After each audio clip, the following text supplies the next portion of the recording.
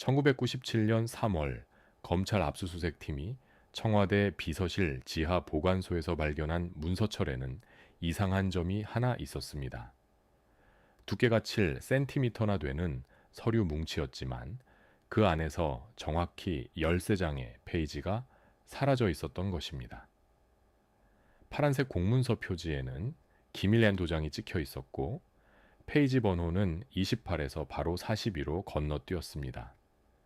누군가 급하게 뜯어낸 흔적이 역력했고 종이 가장자리에는 아직 미세한 찢김이 남아 있었습니다. 이 사라진 13장의 문서가 무엇을 담고 있었는지, 왜 누군가 그토록 급박하게 증거를 인멸해야 했는지는 오늘날까지도 완벽히 밝혀지지 않았습니다. 하지만 한 가지는 확실했습니다. 그 문서는 대한민국 역사상 가장 비극적인 부자관계의 붕괴를 막을 수 있었던, 혹은 더 빨리 폭로할 수 있었던 결정적 증거였다는 것입니다.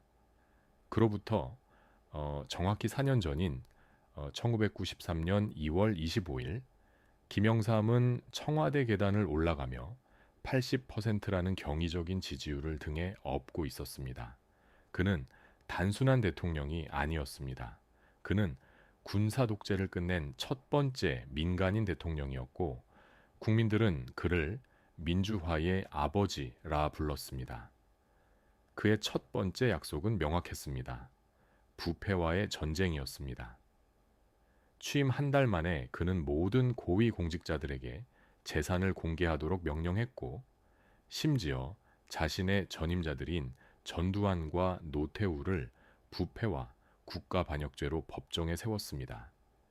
전두환은 22년형을 선고받았고 나중에 17년으로 감형되었습니다. 국민들은 환호했습니다. 마침내 정의가 승리했다고 외쳤습니다. 하지만 청와대 복도 어딘가에서는 이미 다른 이야기가 조용히 시작되고 있었습니다. 김영삼의 차남, 김현철이라는 이름의 남자가 아버지의 그림자 뒤에서 움직이기 시작한 것입니다. 김현철은 공식적으로는 아무 직함도 없었습니다. 그는 대통령의 아들일 뿐이었고 명함에는 어떤 정부기관의 이름도 적혀 있지 않았습니다. 하지만 청와대 내부에서는 모두가 알고 있었습니다. 그를 거치지 않고는 중요한 결정이 내려지지 않는다는 것을요. 텔레비전 방송국 개국 라이선스를 받고 싶은 기업인이 있다면 그는 김현철을 만나야 했습니다. 국정원이나 대통령실의 핵심 요직에 사람을 배치하고 싶다면 역시 김현철의 승인이 필요했습니다. 사람들은 그를 은밀하게 소통령, 즉 작은 대통령이라고 불렀습니다. 이 별명은 존경이 아니라 공포에서 나온 것이었습니다. 그는 아버지의 이름을 방패로 그리고 무기로 사용했고 그 누구도 감히 그를 막을 수 없었습니다. 왜냐하면 그를 막는 것은 곧 대통령 자신을 적으로 돌리는 것처럼 보였기 때문입니다. 1992년 김영삼이 대선 후보였을 때 한보그룹이라는 거대 철강 기업이 그의 선거 캠페인에 막대한 자금을 후원했습니다.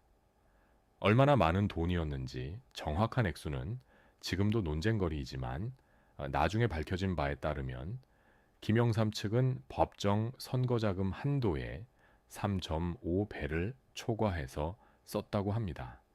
그리고 한보그룹은 당선 이후 놀라운 특혜를 받기 시작했습니다. 새로운 철강, 공장 건설 허가가 전례 없는 속도로 승인되었고 은행들은 마치 약속이나 한 듯이 한보그룹에 거액의 대출을 쏟아부었습니다. 그 총액은 무려 60억 달러에 달했습니다. 당시 한국의 평균 노동자 연봉이 대략 $10,000 정도였다는 것을 생각해 보십시오. 한보그룹이 받은 대출은 60만 명의 노동자가 1년 동안 벌어들이는 돈과 맞먹는 금액이었습니다. 그런데 이 모든 특혜 뒤에 누가 있었을까요? 1997년 검찰 조사가 시작되자 하나의 이름이 계속해서 등장했습니다. 김현철이었습니다. 하지만 그 시절 아무도 감히 입 밖에 내지 못했습니다. 왜냐하면 김영삼 대통령은 여전히 청렴한 개혁가의 이미지를 유지하고 있었고 그의 반부패 캠페인은 계속되고 있었기 때문입니다. 한 손으로는 전직 대통령들을 감옥에 보내면서 다른 손으로는 자기 아들이 국고를 축내는 것을 모른 척하고 있었던 걸까요? 아니면 정말로 몰랐던 걸까요? 이 질문에 대한 답은 청와대 지하 보관소에서 발견된 그리고 누군가 급히 찢어낸 그 13장의 문서 속에 있었을지도 모릅니다.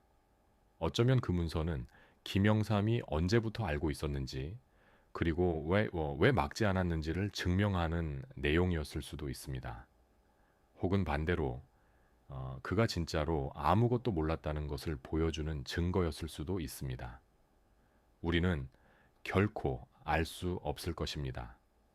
왜냐하면 그 문서는 영원히 사라졌으니까요. 그러나 한 가지는 분명합니다. 1997년 초 한보그룹이 갑자기 파산을 선언했을 때 더 이상 숨길 수 있는 것은 아무것도 남아있지 않았다는 것입니다. 60억 달러가 증발했고 수천 명의 노동자들이 일자리를 잃었으며 국민들의 세금이 그 구멍을 메우기 위해 쏟아져 들어가야 했습니다. 그리고 검찰은 드디어 움직이기 시작했습니다. 그들이 추적한 돈의 흐름은 하나의 방향을 가리키고 있었습니다. 한보그룹 회장 정태수에서 시작해서 여러 중간 상인들을 거쳐 최종적으로 청와대 안쪽 깊숙한 곳으로 이어졌습니다. 그곳에서 김현철이 기다리고 있었습니다. 1994년 어느 봄날 한 경제 잡지 기자가 김현철과의 단독 인터뷰를 따냈습니다. 이것은 김현철이 대중 앞에 나선 거의 유일한 순간이었고 그는 이 인터뷰에서 자신의 역할에 대해 놀라울 정도로 솔직하게 이야기했습니다. 저는 단지 아버지를 돕고 싶을 뿐입니다. 라고 그는 말했습니다. 아버지는 너무 바쁘시고 너무 많은 사람들이 그분의 시간을 빼앗으려 합니다. 저는 그런 사람들을 걸러내는 역할을 할 뿐입니다. 기자가 물었습니다. 그렇다면 당신이 실제로 정책 결정에 관여한다는 소문은 사실이 아닌가요? 김현철은 웃으며 대답했습니다. 소문은 항상 과장되기 마련입니다. 저는 공식 직책이 없는 사람입니다. 단지 아들로서 아버지를 도울 뿐이죠. 하지만 그의 눈빛에는 다른 이야기가 담겨 있었습니다. 그것은 자신감이었고 어쩌면 오만함이었으며 분명히 권력의 맛을 아는 사람의 표정이었습니다. 이 인터뷰가 발행된 후 청와대 내부에서는 작은 소동이 일어났다고 합니다. 비서실 일부에서는 김현철이 너무 많이 말했다고 우려했지만 정작 김영삼 대통령은 아무 말도 하지 않았다고 전해집니다. 어떤 참모는 나중에 이렇게 회상했습니다. 대통령님은 그 기사를 읽으시고 잠시 침묵하시더니 그냥 책상에 내려놓으셨습니다. 마치 아무 일도 없었다는 듯이요. 하지만 정말 아무 일도 없었을까요? 아니면 김영삼은 이미 그 시점에 무언가 잘못되어 가고 있다는 것을 느끼고 있었지만 어떻게 해야 할지 몰랐던 걸까요? 자기 아들을 어떻게 막을 수 있겠습니까? 특히 그 아들이 자신의 이름을 사용해서 움직이고 있을 때 말입니다. 김현철의 활동 방식은 교묘했습니다. 그는 결코 직접적으로 명령하지 않았습니다. 대신 그는 아버지의 뜻을 전달하는 메신저처럼 행동했습니다. 대통령께서 이 문제에 관심이 많으십니다. 라거나 대통령께서 이 사람을 신뢰하십니다. 와 같은 말들이었습니다. 그리고 대부분의 사람들은 이것이 진짜 김영삼의 의견인지 아닌지 확인할 방법이 없었습니다. 왜냐하면 대통령에게 직접 가서 당신 아들이 이런 말을 했는데 사실입니까? 라고 물을 수 있는 사람은 거의 없었기 때문입니다. 이렇게 해서 김현철은 투명한 벽 뒤에 숨어서 권력을 휘두를 수 있었습니다. 그는 보이지만 잡히지 않는 존재였습니다. 그렇다면 돈은 어떻게 움직였을까요? 1992년부터 1997년 사이 적어도 수십 명의 기업인들이 김현철을 만났다고 알려져 있습니다. 그들은 모두 비슷한 이야기를 했습니다. 도움이 필요했고 김현철이 그 도움을 줄 수 있었으며 그 대가로 감사의 표시를 했다고요. 이 감사의 표시는 때로는 현금이었고 때로는 비밀 계좌로의 송금이었으며 때로는 해외 부동산이나 명품 선물이었습니다. 정확한 총액을 아는 사람은 아무도 없지만 검찰이 나중에 추정한 바에 따르면 수억 달러에 달했을 가능성이 있다고 합니다. 이것을 다시 평범한 한국 노동자의 연봉과 비교해 보십시오. 10,000달러의 수만 배입니다. 김현철은 5살짜리 아이가 사탕을 집듯이 돈을 모았습니다. 하지만 가장 큰 고객은 역시 한보그룹이었습니다. 정태수 회장은 김영삼의 오랜 후원자였고 1992년 대선에서 결정적인 역할을 했습니다. 그리고 1993년부터 그는 그 보답을 받기 시작했습니다. 은행 대출이 마법처럼 승인되었고 철강 공장 건설 허가가 날아왔으며 경쟁 업체들은 이상하게도 입찰에서 계속 탈락했습니다. 정태수는 행복했습니다. 그는 자신이 무적이라고 생각했습니다. 왜냐하면 그의 뒤에는 소통령이 있었고 소통령 뒤에는 진짜 대통령이 있었으니까요. 하지만 그는 하나를 간과했습니다. 모래 위에 지은 집은 아무리 높아도 언젠가는 무너진다는 것을요. 1996년 말 한보그룹의 재무 상황이 위험 수준에 도달하기 시작했습니다. 너무 많은 대출, 너무 빠른 확장, 그리고 실제 수익성은 그림자처럼 얇았습니다. 일부 금융 전문가들은 이미 경고음을 울리기 시작했습니다. 하지만 정태수는 걱정하지 않았습니다. 그는 김현철에게 전화를 걸어 더 많은 대출을 요청했고 김현철은 처리하겠다고 대답했습니다. 그리고 놀랍게도 대출은 또 승인되었습니다. 마치 바닥 없는 우물에서 물을 퍼내듯이 한보그룹은 계속해서 돈을 빌렸습니다. 하지만 우물은 결국 바닥이 있기 마련입니다. 1997년 1월 한보그룹은 더 이상 버틸 수 없었습니다. 회사는 파산을 선언했고 그 순간 한국 경제는 지진처럼 흔들렸습니다. 60억 달러라는 천문학적인 부채가 공중에 떠올랐고 누군가는 그 책임을 져야 했습니다. 언론은 즉시 달려들었고 국회는 청문회를 열었으며 검찰은 수사를 시작했습니다. 그리고 모든 길은 한 곳을 가리켰습니다. 청와대였습니다. 더 정확히 말하면 청와대 안에 있는 한 사람이었습니다. 이제 김영삼은 선택의 기로에 서 있었습니다.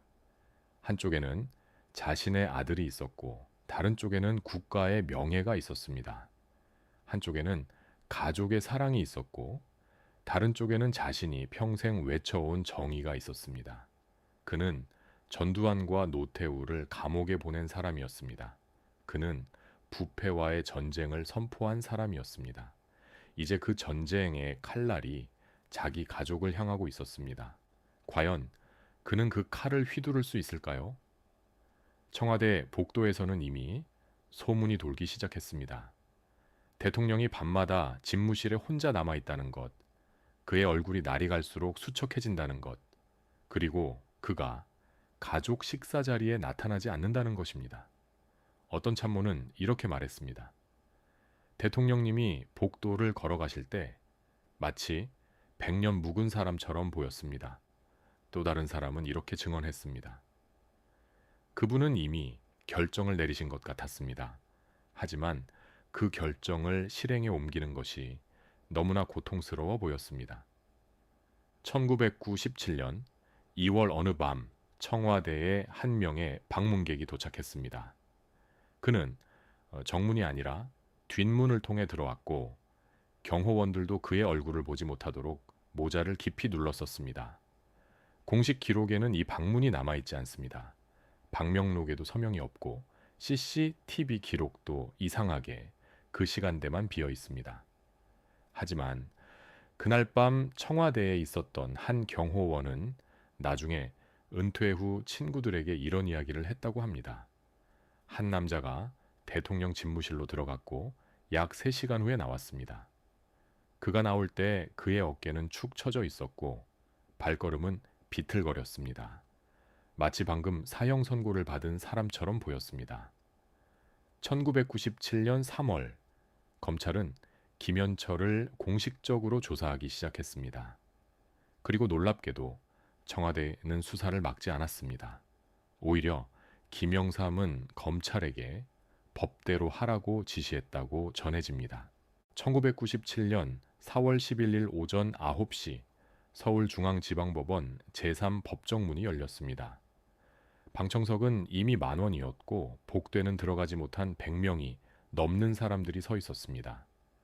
기자들은 카메라를 들고 가장 좋은 자리를 차지하기 위해 서로 밀쳤고 경찰들은 질서를 유지하기 위해 애를 먹었습니다. 모두가 한 사람을 보기 위해 왔습니다. 김현철이었습니다. 그가 법정에 들어왔을 때 방 안의 모든 소음이 일순간 멈췄습니다. 그는 어두운 회색 정장을 입고 있었고 넥타이는 검은색이었습니다. 그의 얼굴은 창백했지만 표정은 굳어 있었습니다. 감정을 드러내지 않으려는 듯 턱을 약간 들고 걸었습니다. 하지만 그의 손을 본 사람들은 알 수 있었습니다. 손가락이 미세하게 떨리고 있었다는 것을요. 그날 법정에 있었던 한 검사는 20년이 지난 후에도 그 순간을 생생하게 기억했습니다. 그는 한 다큐멘터리 인터뷰에서 이렇게 말했습니다. 저는 제 경력에서 수백 명의 피고인을 봤습니다. 살인자도 있었고 사기꾼도 있었으며 조직폭력배도 있었습니다. 하지만 김현철만큼 복잡한 감정을 불러일으킨 피고인은 없었습니다. 그를 보면서 저는 분노도 느꼈지만 동시에 이상한 동정심도 느꼈습니다. 왜냐하면 그는 단지 권력의 아들이라는 이유만으로 그 자리에 서 있었기 때문입니다. 만약 그의 아버지가 평범한 사람이었다면 그는 아마 평범한 삶을 살았을 것입니다. 하지만 운명은 그를 다르게 만들었고 그는 그 무게를 견디지 못했습니다. 재판이 시작되자 검사는 기소장을 낭독하기 시작했습니다. 그 내용은 충격적이었습니다.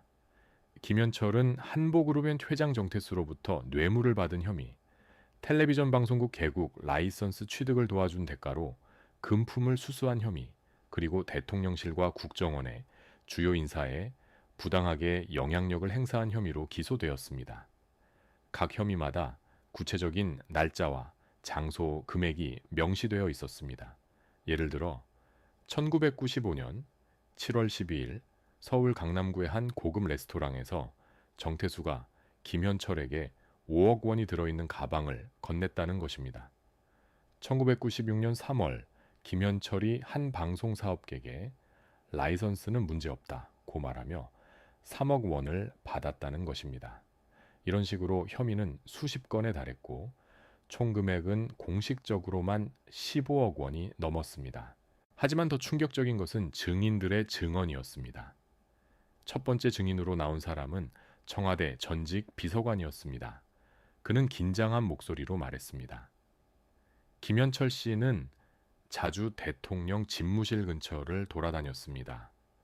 공식 회의가 끝난 후에도 남아서 대통령님과 단둘이 이야기를 나눴습니다.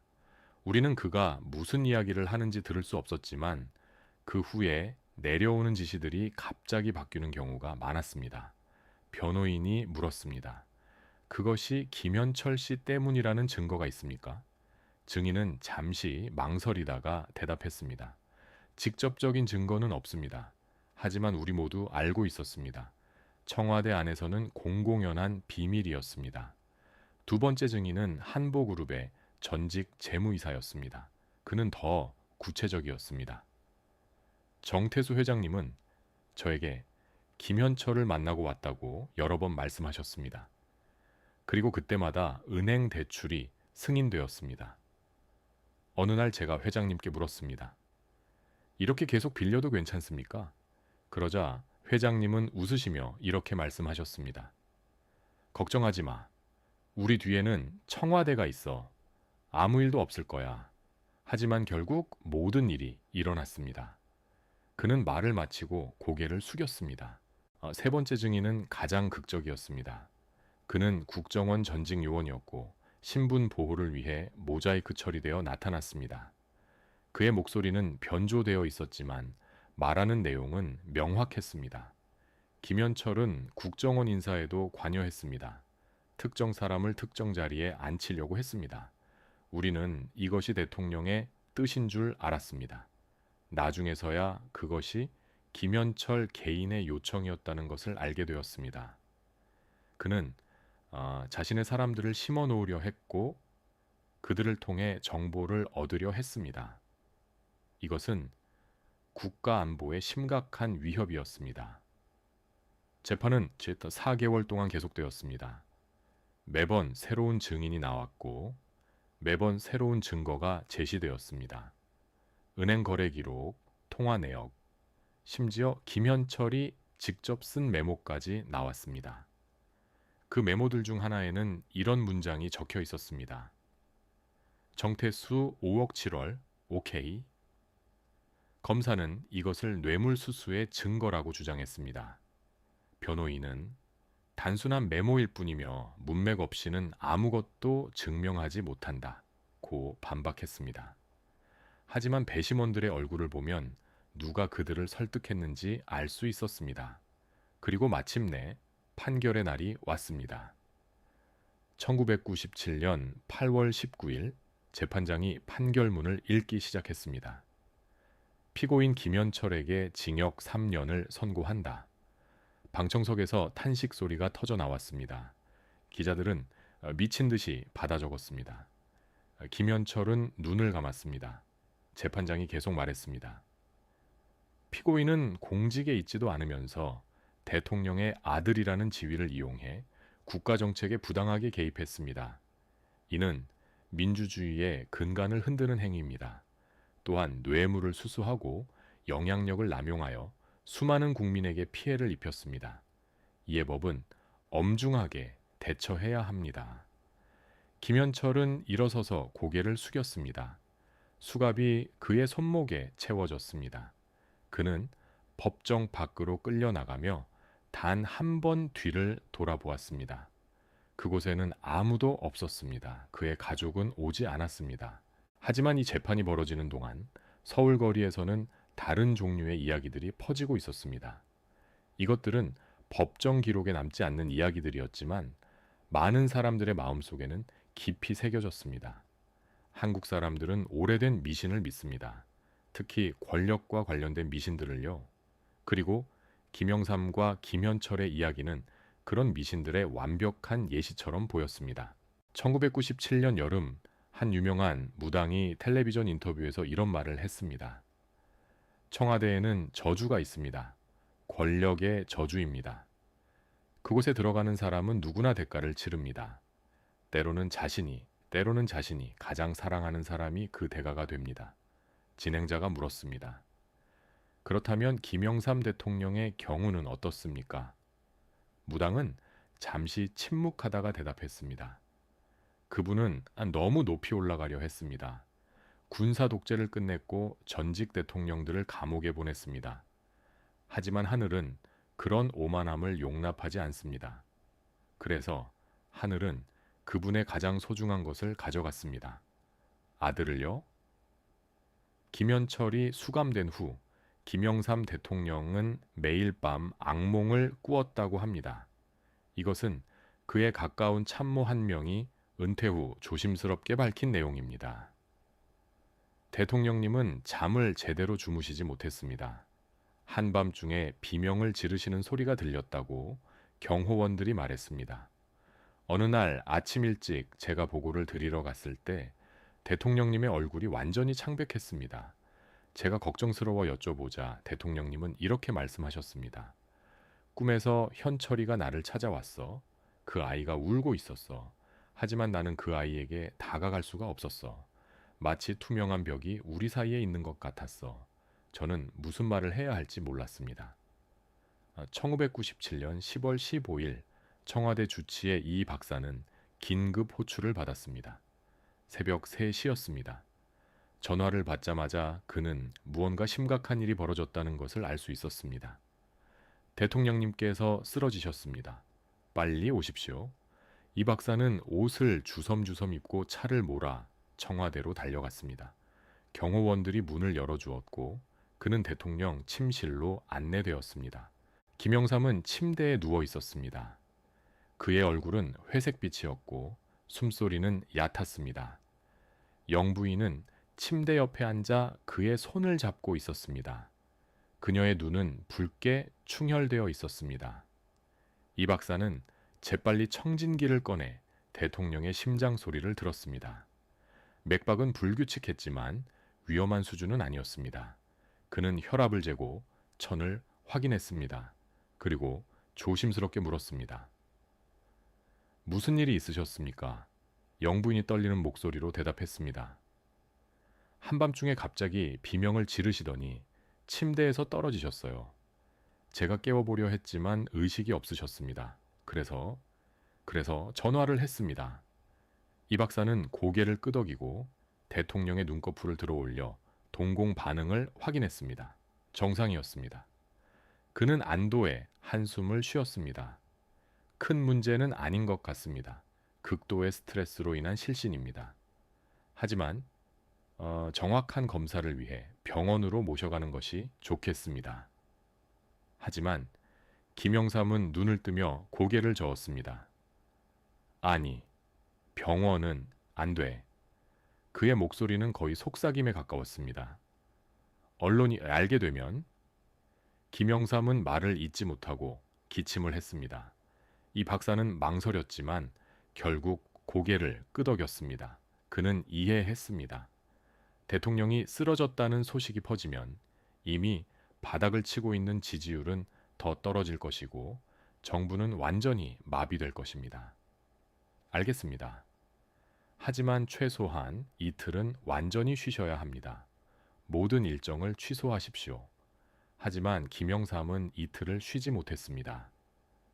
다음 날 아침, 그는 다시 집무실에 나타났습니다. 참모들은 그의 얼굴을 보고 충격을 받았습니다. 하룻밤 사이에 10년은 늙어 보였습니다. 눈 밑에는 깊은 다크서클이 있었고 손은 서류를 잡을 때마다 떨렸습니다. 그날 오전 10시 김영삼은 국무회의를 주재했습니다. 안건은 경제 위기 대응이었습니다. 한보그룹 파산 이후 한국 경제는 도미노처럼 무너지고 있었습니다. 다른 대기업들도 연쇄 부도 위기에 처했고 은행들은 부실 대출로 신음하고 있었습니다. 재정경제원 장관이 보고를 시작했습니다. 각하, 상황이 매우 심각합니다. 외환 보유고가 위험 수준으로 떨어지고 있습니다. 이대로 가면 연말 전에. 그는 말을 멈췄습니다. 김영삼이 눈을 감고 있었기 때문입니다. 각하, 장관이 다시 불렀습니다. 김영삼은 천천히 눈을 떴습니다. 계속하시오. 하지만 그의 눈빛은 초점이 없었습니다. 마치 회의실에 있지만 동시에 다른 곳에 있는 것 같았습니다. 장관은 불안한 표정으로 보고를 이어갔습니다. IMF에 구제금융을 요청해야 할 수도 있습니다. 이 말에 회의실이 술렁였습니다. IMF 구제금융은 국가적 치욕을 의미했습니다. 한국은 전쟁의 폐허에서 일어나 한강의 기적을 이룬 나라였습니다. 그런 나라가 이제 국제기구에 손을 벌려야 한다는 것은 상상할 수 없는 일이었습니다. 김영삼은 긴 침묵 끝에 입을 열었습니다. 내가 이 나라를 이렇게 만들었소. 그의 목소리는 갈라졌습니다. 참모들은 서로를 바라보았습니다. 대통령이 공개적으로 자책하는 것은 전례가 없는 일이었습니다. 내가 아들을 제대로 키우지 못했고 그 때문에 국민들이 고통받고 있소. 이것은 모두 내 책임이요. 비서실장이 급히 말했습니다. 각하, 그런 말씀을 하시면 안 됩니다. 이것은 복합적인 경제 위기이지 한 사람의 잘못이 아닙니다. 한 통의 편지가 책상 위에 놓여 있었습니다. 그것은 김현철이 구치소에서 보낸 편지였습니다. 김영삼은 그 편지를 받은 지 일주일이 지났지만 아직 열어보지 못하고 있었습니다. 그는 편지를 집어들었습니다.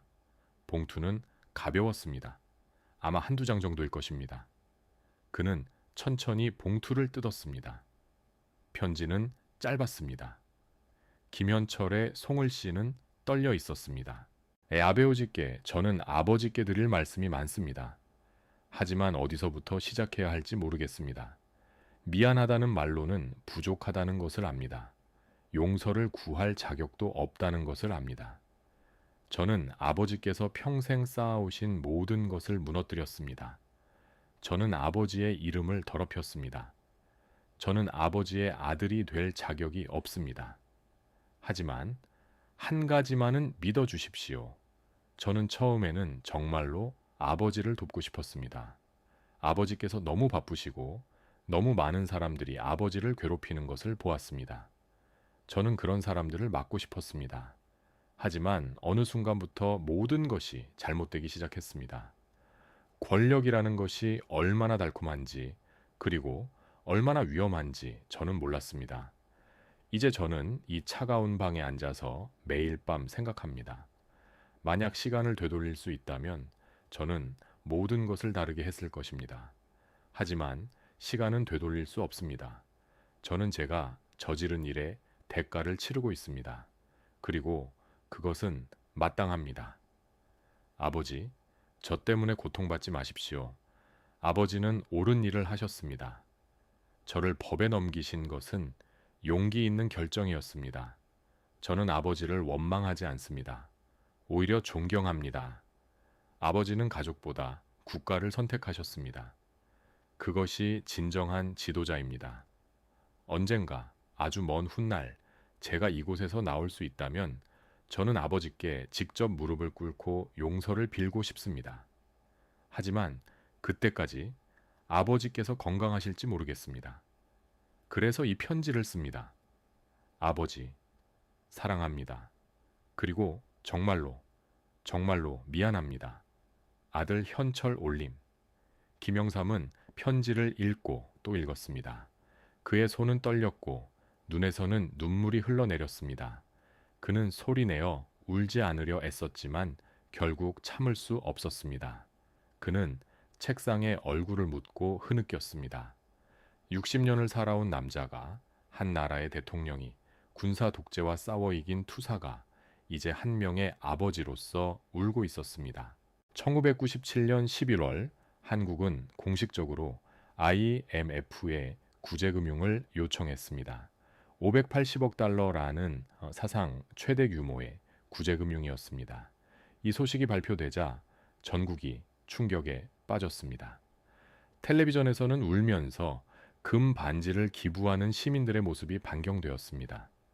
나라를 살리자는 캠페인이 시작되었고 수백만 명의 사람들이 자신의 금부치를 내놓았습니다. 결혼 반지, 돌반지, 할머니에게서 물려받은 목걸이까지 사람들은 울면서 그것들을 기부했습니다. 김영삼은 이 모든 것을 텔레비전으로 지켜보았습니다. 그는 집무실 소파에 앉아 화면을 응시했습니다. 한 노인이 인터뷰를 하고 있었습니다. 저는 6.25 전쟁을 겪었습니다. 그때도 우리는 아무것도 없었지만 다시 일어섰습니다. 이번에도 일어설 것입니다. 하지만 노인은 말을 멈추고 눈물을 닦았습니다. 하지만 우리가 이렇게 된 것은 누구 때문입니까? 우리를 이끌어야 할 사람들이 나라를 좀먹었습니다. 그것이 가장 슬픕니다. 김영삼은 텔레비전을 껐습니다. 그는 더 이상 볼 수 없었습니다. 그는 일어나 창문으로 걸어갔습니다. 밖에서는 비가 내리고 있었습니다. 차가운 11월의 비였습니다.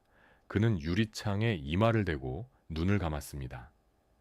그의 머릿속에서는 수천 가지 생각이 소용돌이쳤습니다.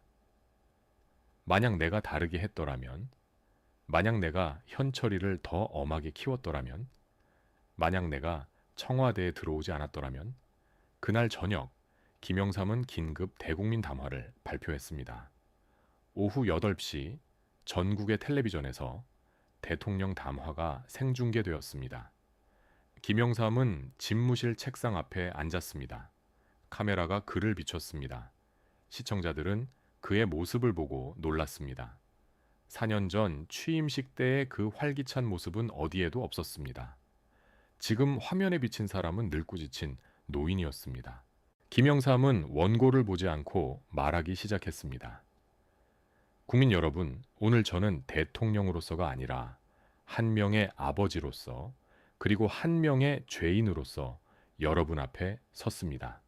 그의 목소리는 떨렸습니다. 여러분 모두 아시다시피 우리나라는 지금 심각한 경제 위기를 겪고 있습니다. IMF에 구제금융을 요청해야 했고 많은 국민들이 일자리를 잃었으며 고통받고 있습니다. 이 모든 것에 대해 저는 대통령으로서 책임을 통감합니다. 그는 잠시 멈췄습니다. 물을 한 모금 마셨습니다. 그리고 계속했습니다.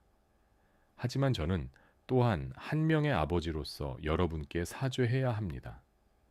제 아들 김현철이 저지른 일들은 변명의 여지가 없습니다. 그는 대통령의 아들이라는 지위를 이용해 부정한 일을 저질렀고 그 결과 많은 국민들이 피해를 입었습니다. 이것은 제가 아버지로서 실패했다는 증거입니다. 저는 아들을 제대로 가르치지 못했습니다. 저는 아들이 잘못된 길로 가는 것을 막지 못했습니다. 화면 속에 김영삼의 눈에서 눈물이 흘러내리기 시작했습니다. 하지만 그는 닥지 않았습니다.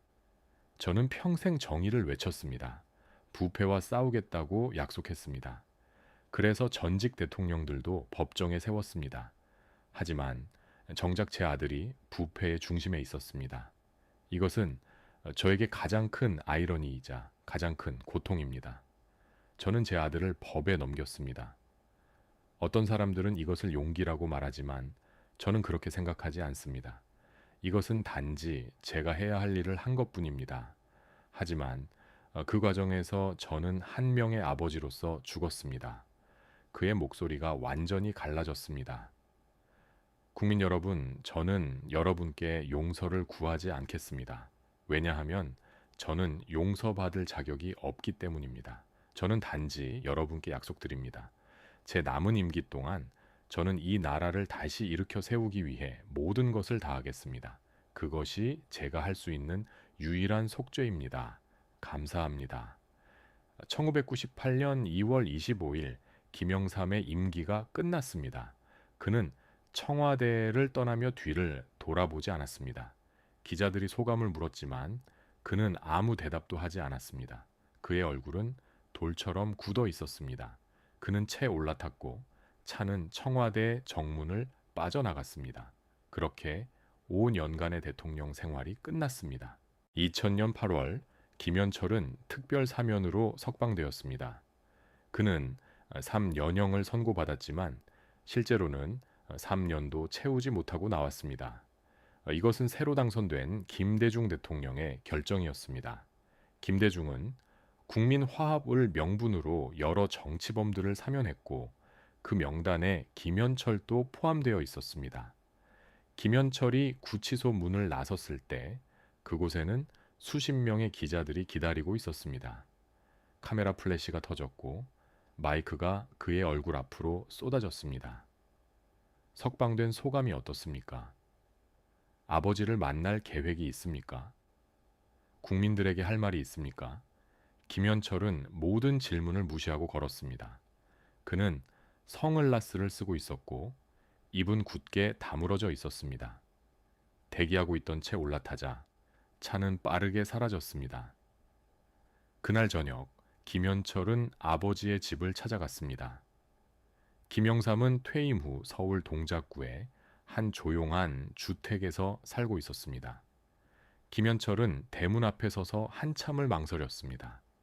그의 손은 초인종을 향해 뻗었다가 다시 내려왔습니다.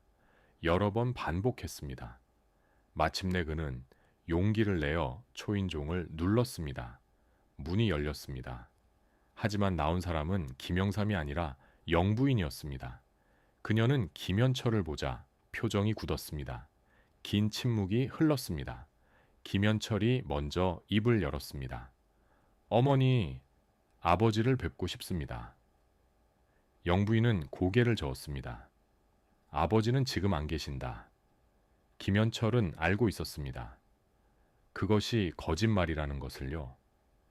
집안에서 텔레비전 소리가 들렸습니다. 아버지는 집에 있었습니다. 단지 그를 만나고 싶지 않은 것 뿐이었습니다. 어머니 제발. 김현철의 목소리가 떨렸습니다. 저는 단지 사과하고 싶을 뿐입니다. 5분만, 아니 1분만이라도. 영부인의 눈에서 눈물이 흘러내렸습니다. 현철아, 너는 이 집에 올 수 없다. 네가 여기 오면 아버지가 너무 고통스러워 하신다. 제발 가거라. 그리고 다시는 오지 마라. 그녀는 문을 닫았습니다. 김현철은 닫힌 문 앞에 서 있었습니다. 그는 무릎을 꿇고 문에 이마를 댔습니다. 아버지, 저는 정말로 미안합니다. 하지만 문은 열리지 않았습니다. 집 안에서는 아무 소리도 들리지 않았습니다. 김현철은 10분 동안 그렇게 무릎을 꿇고 있었습니다. 그리고 마침내 일어나 떠났습니다. 2002년 가을, 한 일간지 기자가 김현철을 추적하기 시작했습니다. 석방 후 2년 동안 김현철은 완전히 대중의 시야에서 사라져 있었습니다. 어디에 사는지, 무엇을 하는지, 심지어 살아있는지조차 확실하지 않았습니다. 하지만 이 기자는 끈질겼습니다. 그는 옛 청와대 직원들을 인터뷰하고 한보그룹 관계자들을 찾아다니며 조금씩 단서를 모았습니다. 마침내 그는 김현철을 찾아냈습니다. 경기도 외곽의 한 작은 아파트였습니다. 기자가 초인종을 눌렀을 때 문을 연 사람은 그가 기억하는 김현철이 아니었습니다. 1997년 법정에 섰던 그 오만한 표정의 남자는 어디에도 없었습니다.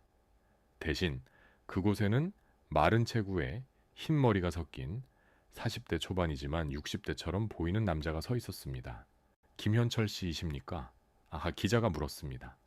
김현철은 잠시 망설이다가 고개를 끄덕였습니다. 무슨 일이십니까? 그의 목소리는 낮고 조심스러웠습니다. 기자는 명함을 내밀었습니다. 저는 일보 기자입니다. 인터뷰를 요청하고 싶습니다. 김현철은 명함을 보지도 않고 고개를 저었습니다. 저는 인터뷰하지 않습니다. 돌아가 주십시오. 하지만 기자는 포기하지 않았습니다. 단 10분만 주십시오. 저는 당신을 비난하려는 것이 아닙니다. 단지 진실을 알고 싶을 뿐입니다. 김현철은 문을 닫으려 했지만 기자가 마지막으로 한마디를 던졌습니다. 김영삼 전 대통령께서 많이 편찮으시다고 들었습니다. 김현철의 손이 멈췄습니다. 무슨 말씀이십니까? 기자는 조심스럽게 말했습니다. 병원에 자주 입원하신다고 합니다. 건강이 많이 악화되셨다고요? 김현철은 긴 침묵 끝에 문을 열었습니다. 들어오십시오. 아파트는 작고 어두웠습니다. 가구는 최소한이었고 벽에는 아무 장식도 없었습니다. 김현철은 기자를 낡은 소파에 앉게 하고 자신은 맞은편 의자에 앉았습니다. 아버지가 많이 편찮으십니까? 그가 먼저 물었습니다. 기자는 고개를 끄덕였습니다. 지난달에도 입원하셨다고 합니다. 정확한 병명은 공개되지 않았지만 심장 관련 질환이라는 소문이 있습니다. 김현철은 얼굴을 손으로 가렸습니다. 그의 어깨가 떨렸습니다. 기자는 잠시 기다렸다가 조심스럽게 물었습니다. 아버님을 만나보신 적이 있으십니까? 석방 이후로요. 김현철은 고개를 저었습니다. 아버지는 저를 만나주지 않으십니다. 저는 여러 번 찾아갔습니다. 하지만 매번 문전박대당했습니다. 어머니께서 말씀하시길 제가 가면 아버지께서 너무 고통스러워 하신다고. 그래서 저는 더 이상 가지 않습니다. 하지만 연락은 하십니까? 김현철은 쓴웃음을 지었습니다. 편지를 씁니다. 한 달에 한 번씩. 하지만 답장은 한 번도 받지 못했습니다. 제 편지를 읽으시는지조차 모르겠습니다. 어쩌면 어머니께서 아버지께 전달하지 않으실 수도 있습니다. 하지만 저는 계속 씁니다. 그것이 제가 할 수 있는 유일한 일이니까요. 기자는 노트에 받아 적으며 물었습니다. 편지에는 무엇을 쓰십니까? 김현철은 창밖을 바라보았습니다. 사과입니다. 매번 똑같은 사과입니다. 미안하다고, 용서해달라고, 제가 얼마나 후회하는지. 하지만 말이 무슨 소용이 있겠습니까? 제가 저지른 일은 말로 갚을 수 없습니다. 지금은 무엇을 하고 계십니까? 김현철은 잠시 망설이다가 대답했습니다. 작은 무역회사에서 일합니다. 사무직입니다. 아무도 제가 누구인지 모릅니다. 저는 가명을 씁니다. 월급은 적지만 살아가기에는 충분합니다. 저는 많은 것을 필요로 하지 않습니다. 후회하십니까? 이 질문에 김현철은 오랫동안 침묵했습니다.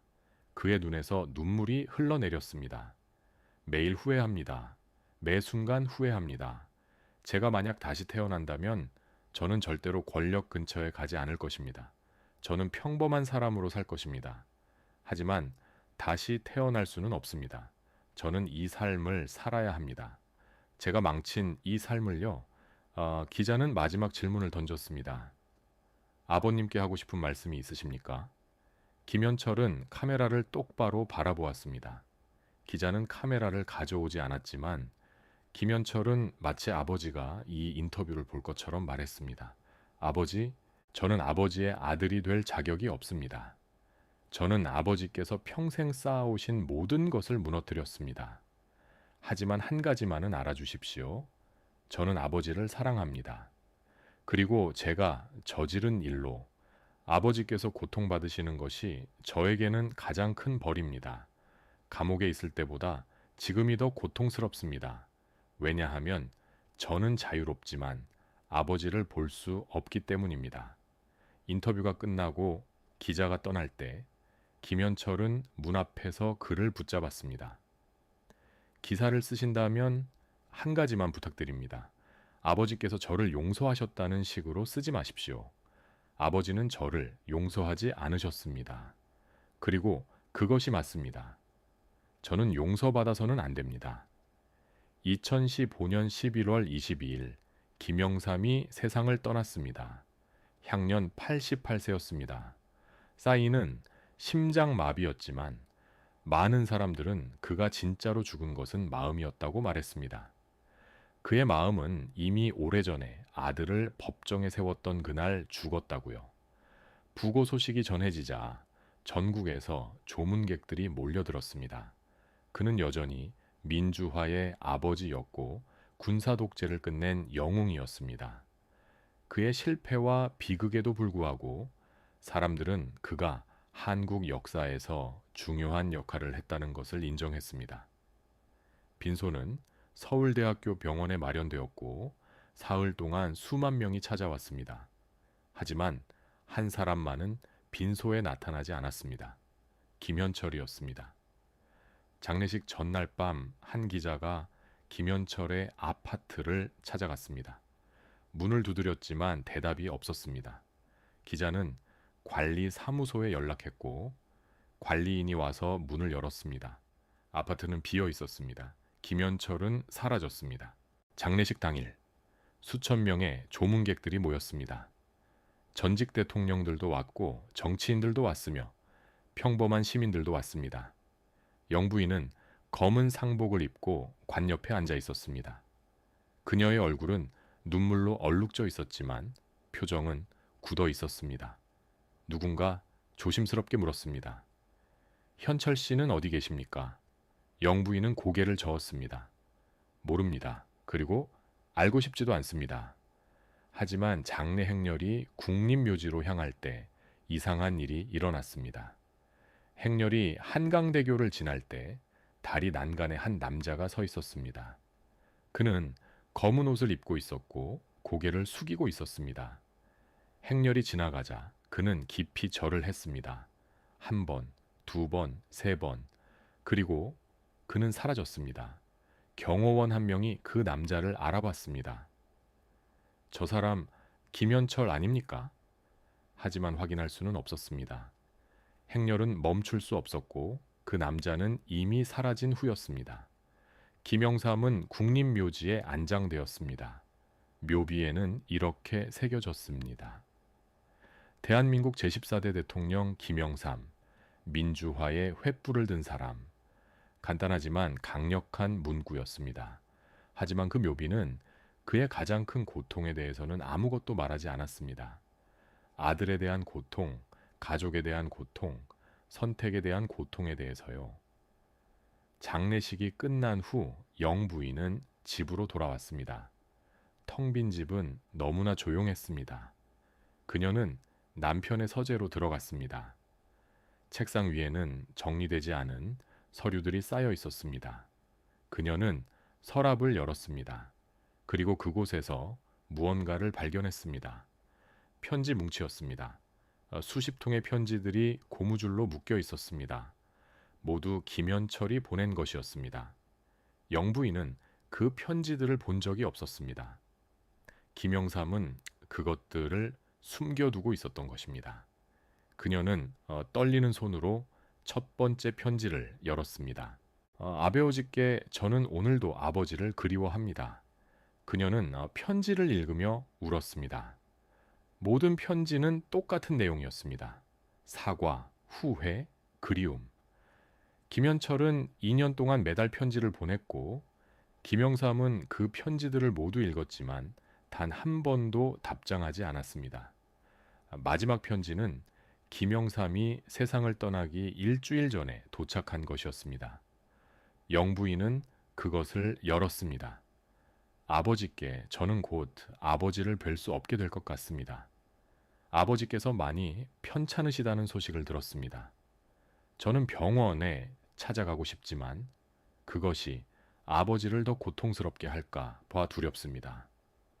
아버지, 저는 평생 아버지께 용서를 구했지만 이제는 깨달았습니다.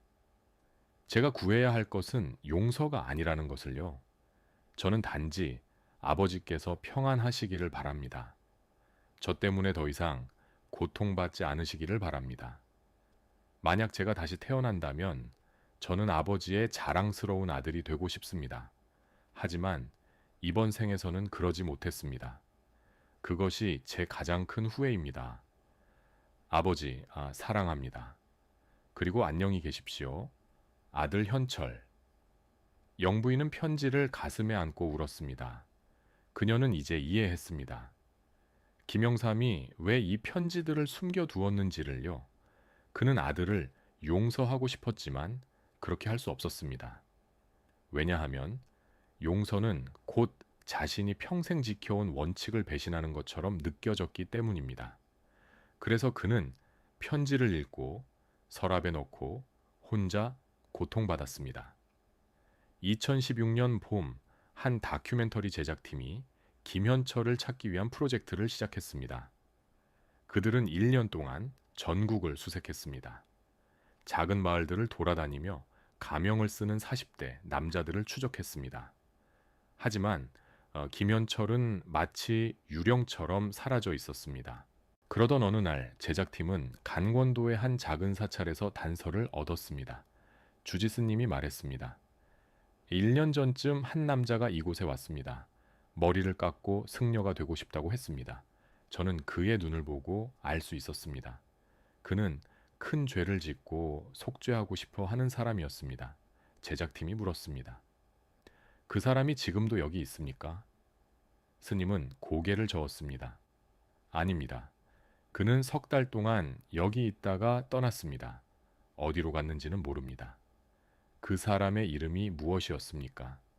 스님은 잠시 생각하다가 대답했습니다. 법명은 참회였습니다. 그가 직접 선택한 이름입니다. 제작팀은 서로를 바라보았습니다. 참회. 그것은 김현철이 선택할 만한 이름이었습니다. 그 사람에 대해 더 말씀해 주실 수 있습니까? 스님은 고개를 끄덕였습니다.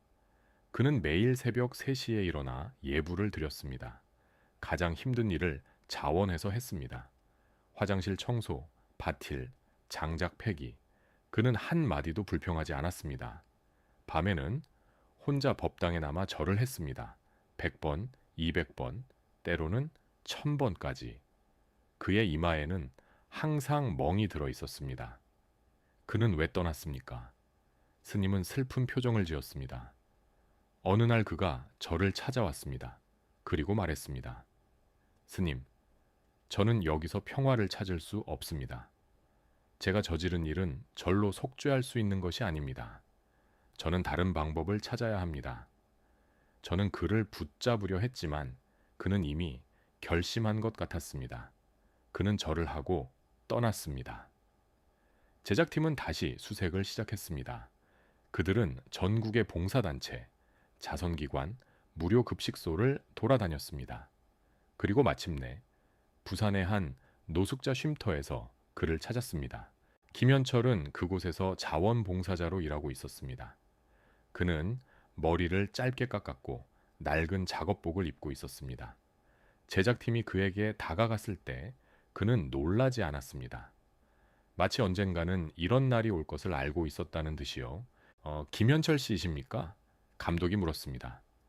김현철은 잠시 망설이다가 고개를 끄덕였습니다. 네, 하지만 저는 더 이상 그 이름을 쓰지 않습니다. 여기서는 그냥 김 씨입니다. 감독은 카메라를 가리켰습니다. 인터뷰를 해도 될까요?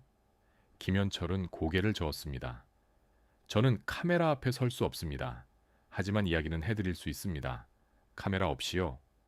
그들은 쉼터 뒤편의 작은 공원으로 갔습니다. 벤치에 앉아 김현철은 이야기를 시작했습니다. 아버지께서 돌아가신 후 저는 더 이상 살 이유를 찾을 수 없었습니다.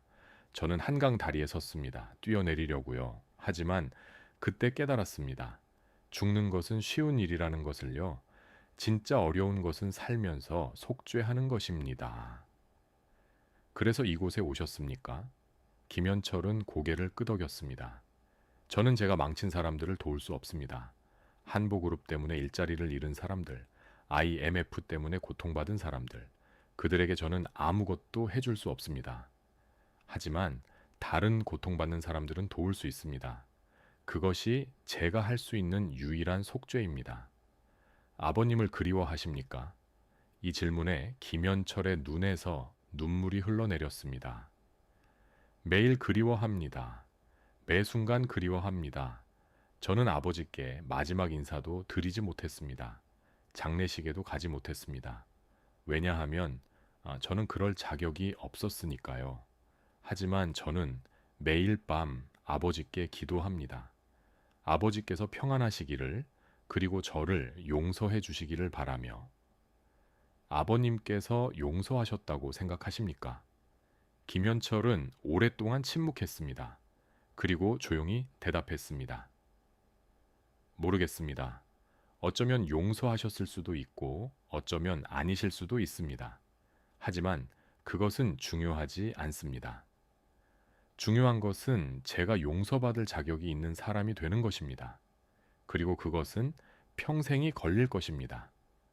인터뷰가 끝나고 제작팀이 떠날 때 김현철은 마지막으로 한 가지를 부탁했습니다. 제발 제 위치를 공개하지 마십시오. 저는 조용히 살고 싶습니다. 저는 더 이상 김영삼의 아들이 아닙니다. 저는 그냥 한 명의 봉사자일 뿐입니다. 2022년 여름 한 대학생이 졸업 논문을 위해 김영삼과 김현철의 이야기를 연구하기 시작했습니다. 그녀는 도서관에서 오래된 신문들을 뒤지고 인터뷰 기록들을 읽으며 그 비극적인 이야기를 재구성했습니다. 그리고 그녀는 하나의 질문에 도달했습니다. 이 이야기의 진짜 악역은 누구인가?